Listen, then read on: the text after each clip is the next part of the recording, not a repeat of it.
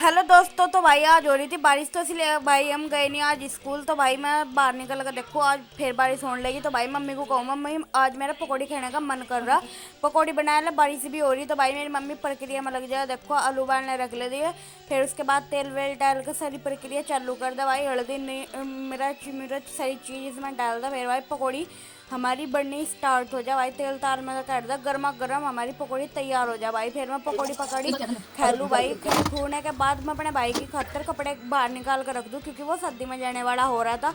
उसके बाद भाई फिर मेरा पार्सल आया हो, तो मैं आज सोचूँ कि लास्ट अनबॉक्सिंग कर लूँ। तो भाई मैं इसकी अनबॉक्सिंग करूँ।